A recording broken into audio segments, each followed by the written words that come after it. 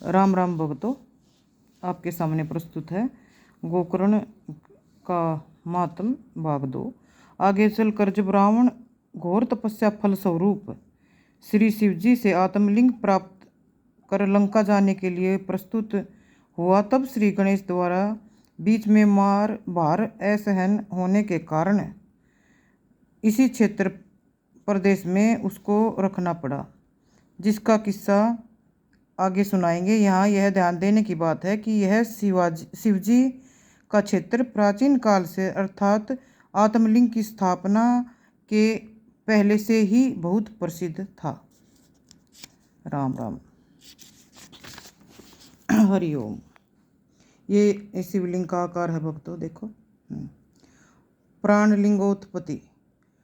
भविष्य में होने वाले प्रलय काल का महत्व जानकर रुद्र ने ब्रह्मा जी को त्रिगुणात्मक सृष्टि के सभी चराचर प्राणियों का सत्य अर्थात प्राण शक्ति को हरण कर लिया और उसने उस समूचे सभी शक्ति का एक मृग बनाया। फलस्वरूप सारा चराचर करके शिवजी को संतुष्ट करने का निश्चय किया। एक बार नारद जी गोकर्ण होते हुए कैलाश जा रहे थे, तो उन्होंने रावण के इस प्रखर संकल्प को जान लिया और तुरंत से इंद्र को सचेत किया। सचेत करने के लिए उसके दरबार में पहुँचे। वृत्तांत को जानकर इंद्र के साथ सारे देवी देवता घबरा गए। नारद जी ने बताया कि यह बात गंभीर है, अतएव सतर्क रहना आवश्यक है, आपका ध्यान रखना जरूरी है। इतना कहकर नारद जी ब्रह्मलोक गए।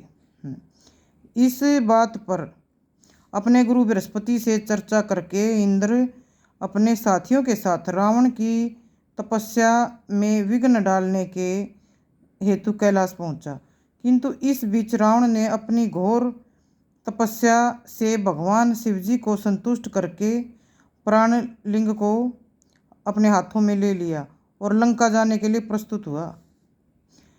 लिंग प्रदान करते समय शिवजी ने यह शर्त रखी थी कि लिंग के नियमों का कहीं उल्लंघन न हो जाए।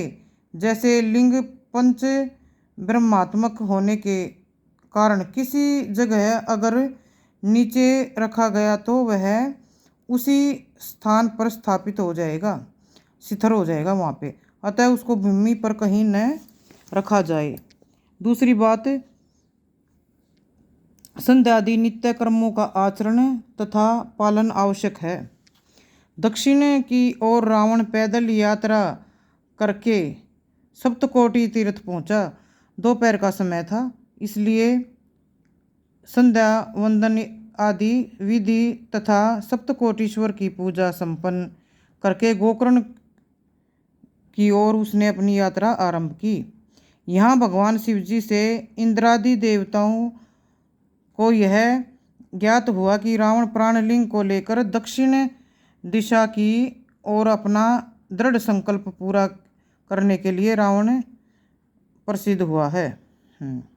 शिवजी ने उन्हें यह भी सुझाव दिया कि ऐसी कुछ युक्तिपूर्वक योजना चाल अपनाई जाएगी कि किसी तरह रावण भूमि पर लिंग को रखे, लेकिन इंद्रादि देवताओं को दक्षिण की ओर कहीं मार्ग में रावण दिखाई नहीं पड़ा। वे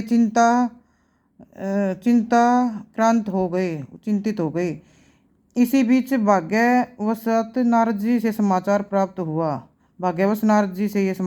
हुआ कि सप्तकोटि तीर्थ में उन्होंने उसे देखा। तब इंद्रादि देव सप्तकोटि तीर्थ पहुँचे और उन्हें रावण दिखाई पड़ा, लेकिन उन्हें देखते ही रावण बड़ी गर्जन करते हुए गोकर्ण की ओर शीघ्रता से चल पड़ा।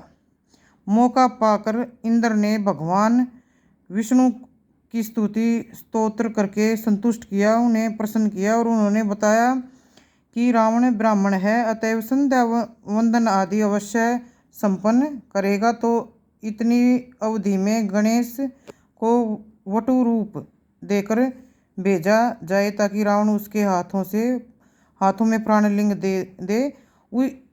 उस लिंग का भार सहन न होकर रावण को 3 बार पुकार कर प्राणलिंग नीचे भूमि में स्थापित कर दे। गणेश जी रख देंगे। ऐसा करने पर रावण उसे हिला तक नहीं सकेगा।